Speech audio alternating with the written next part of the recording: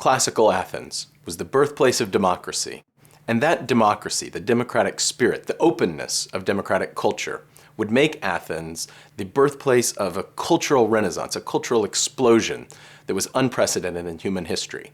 Athens would see the rise of history, the birth of philosophy as we know it, the rise of great forms of literature like tragedy and comedy.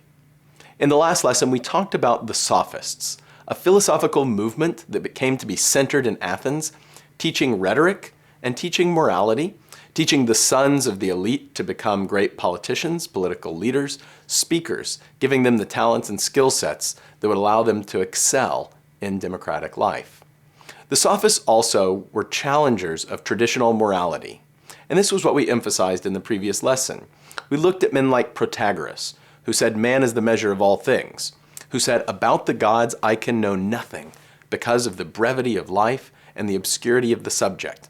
It was a radical challenge to traditional beliefs grounded in religion.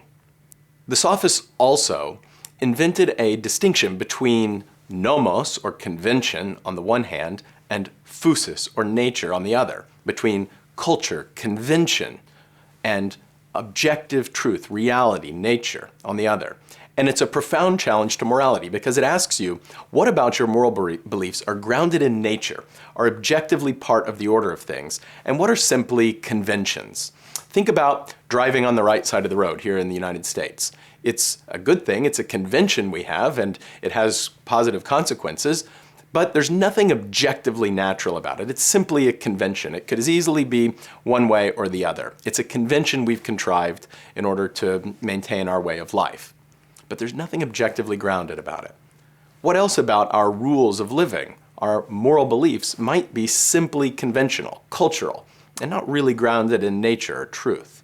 It's a provocative challenge, and it would shake Athenian culture in the 5th century and give rise to a range of reactions.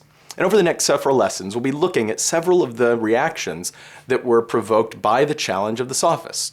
First, we'll look at Sophocles, a tragedian.